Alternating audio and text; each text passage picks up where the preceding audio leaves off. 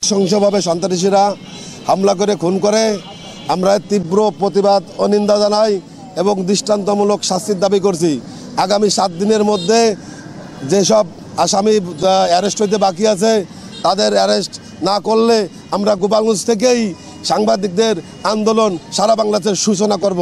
সাংবাদিক তুহিনকে যেভাবে নির্মমভাবে হত্যা করেছে এই হত্যার তীব্র নিন্দা ও প্রতিবাদ জানাচ্ছি এবং এই হত্যার সাথে জড়িত যারা আছে তাদেরকে সকলকে গ্রেপ্তার করে ফাঁসির দাবি জানাচ্ছি। সেই সাথে আমি বলতে চাই এদেশে এত রাহাজানি, এত খুন, এত ধর্ষণ আগে আমরা কখনো দেখি নাই। এতেই প্রমাণিত হয় এই সরকার এই আইন শৃঙ্খলা নিয়ন্ত্রণে সম্পূর্ণ ব্যর্থ। সারা দেশে আইন শৃঙ্খলা পরিস্থিতির অবনতির জন্য আমি অন্তর্বর্তী সরকারের প্রতি বিশেষভাবে দৃষ্টি আকর্ষণ করছি।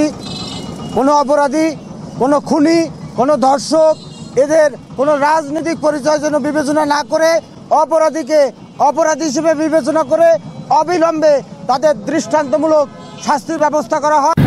বর্তমান সরকারকে অকুণ্ঠ সমর্থন অব্যাহত রেখেছে।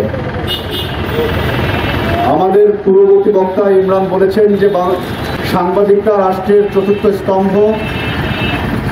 আমরা সাংবিধানিক একটি পর্বের নাম, আমাদেরকে অস্বীকার করবার কোনো উপায় নেই রাষ্ট্রের।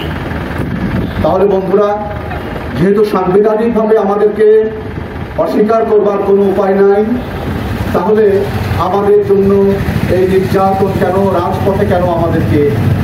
এখন সাংবাদিক থেকে শুরু করে এর আগেও পরে অনেক সাংবাদিক হত্যা হয়েছে, সুষ্ঠু তদন্ত হয়নি, সঠিক বিচারও হয়নি। আমরা অপেক্ষায় আছি বিচার হবে, কিন্তু বিচার পাইনি।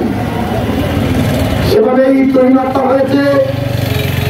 আমি সরকারকে বলবো, সরকার প্রধান, বিগত সরকারকেও আমরা সহযোগিতা করেছি, আপনাকে সহযোগিতা করবো।